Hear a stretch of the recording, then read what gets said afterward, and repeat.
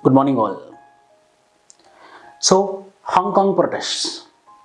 Hong Kong protests are going on. The China is considered as one nation, two systems, and one of the system is Hong Kong system. Another system is Chinese system. So, Hong Kong, once ruled by the British, was given away to the Chinese. But the Hong Kong people are reluctant to join the Chinese. But because of the force of the China, they joined into the China with some agreement, with some contract. So the China is also called as one nation and two systems, and the agitations is going on in Hong Kong. The Hong Kong geographically located here. Here the Hong Kong is geographically located. Here, this is the Hong Kong. This is the Hong Kong. So here it is, beside the Taiwan. Beside Taiwan. So bordering states, you need to remember this. Hong Kong is very much in news. So you need to remember everything geographically with respect to Hong Kong. See, Hong Kong and Macau are special administrative regions of China. So that Hong Kong I am going to discuss now. Hong Kong protests. The context is more than 1 million people in Hong Kong marched against a controversial extradition bill that they fear will erode freedom in the semi-autonomous territory. Hong Kong is considered semi-autonomous territory, and the people of Hong Kong believe that their freedom will be affected if there is one bill was being placed in the China which is called as extradition bill. If that particular bill will get passed, then the freedom of the Hong Kongers will be affected. Because of that particular issue, there are huge protests are happening in Hong Kong. Historical background. Hong Kong was a British colony earlier, from 1841 onwards, when China ceded the island to the British after the first Opium War, which had erupted over British traders smuggling opium into China. So the issue of opium wars is happening between the British, Hong Kong and China. And the Hong Kong invaded into the Hong Kong, the British invaded into the Hong Kong and took the control over the Hong Kong.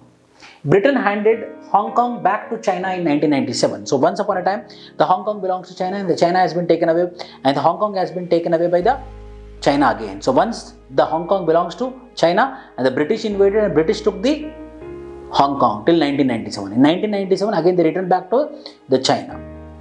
So when they are returning back, the Hong Kongers are against joining the Chinese. Britain handed Hong Kong back to China in 1997 as a special administrative region. The territory has been ruled under the one country, two systems. This is very important. One country, two systems was a system which is prevailing in China. By the UK and the Chinese leaders, Hong Kong citizens have more autonomy and freedom than their mainland counterparts, but the elective process is still partly controlled by the China. That means whoever is going to contest in Hong Kong should be approved by the Chinese. Then only those people will be participating in the elections. Then what will happen? The approval will be from China, who are supporting China, who are aspiring for the separate country, separate independent territory for Hong Kong. Those people will not be approved by the Chinese. Hence, partly indirectly, the Hong Kong administration, the Hong Kong political system is controlled by the Chinese population. At present, Hong Kong residents can only vote for pre-approved political candidates under Chinese law, making it impossible for a critic of Beijing to get into the ballot. So, whoever get the approval from the Chinese mainstream, political mainstream, those people only can stand in the elections in Hong Kong. That means, indirectly, the political system of Hong Kong is controlled by the Chinese. This is the one controversial thing. Apart from now, what is the controversial thing is there is an extradition bill. Whoever works against the law and order, whoever conducts the criminal offences frequently, whoever performs organized crime in Hong Kong, they will be extradited, they will be removed from the Hong Kong. So the people are against it. But the Chinese gave the clarity that we are going to extradite those people who are following only in all the criminal activities, but not in religious and political affairs. That we are going to discuss now. So immediate response or immediate reason, the extradition bill proposed by the chief executive. What is that? Critics fear bill will compromise Hong Kong's judicial system and prove the death knell of one's country. Two systems. Other major belief among the Hong Kongers behind the protest is that since 1997, Hong Kong got the status, China is consistently trying to erode the principle of one country, two systems. So China is against one country, two systems. They don't want to have two systems. They only want to have one nation and one system. So Hong Kongers are feared about this particular fear of China, that they want to erode the one nation and two systems. And what is the Chinese response and international response? The Chinese response is, the government has said that proposed amendment would plug loopholes that allow the city to be used by criminals. So we are going to extradite those people only who are participating in criminal offences. And we are not against those people who are participating in religious and political affairs. They have the freedom to participate in religious affairs. They have the freedom to participate in political affairs. We are not going to extradite those people. We are going to extradite those people who are participating in criminal offences only. It has assured that courts in Hong Kong would make the final decision on extradition. And China also told that we are making a law, but it doesn't mean that we are going to become the supreme. The courts of the Hong Kong is going to declare who is going to be extradited. On the decision of the courts only, the final decision will be there. The China gave its clarity. That only certain categories of suspects would be liable, and that individuals accused of political and religious offense would not be extradited. So anyone can have religious rights, anyone can have political rights.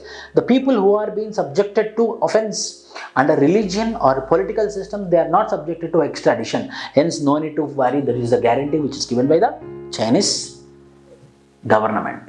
International response is Human Rights Watch, one of the NGO, international NGO, Human Rights Watch, and the International Chamber of Commerce have warned against changing the law. A body of the US Congress has said it would make Hong Kong vulnerable to Chinese political coercion. And the UK and Canada have expressed concern over the potential impact on their citizens in Hong Kong. The European Union has sent a diplomatic note as well. So they are worried that you are entering into the internal affairs of the Hong Kong, which is against the doctrine of one nation and two systems. Hence UK, USA, Canada and US Congress are against this particular bill. So the main point of view, the question will be like this. What is one nation, two systems? What is one nation and two systems? Two systems model of administration in Hong Kong. Explain in detail. So what is one nation and two system? Explain in detail. You have to explain administratively, legislatively, executively, how the administration is going to perform or how the administrative machinery is working in Hong Kong. That will be the main question in your international relations of GS2. And this is my email ID. This is the Telegram channel. Everyday current affairs will be pumped. And please subscribe to my channel. Thank you.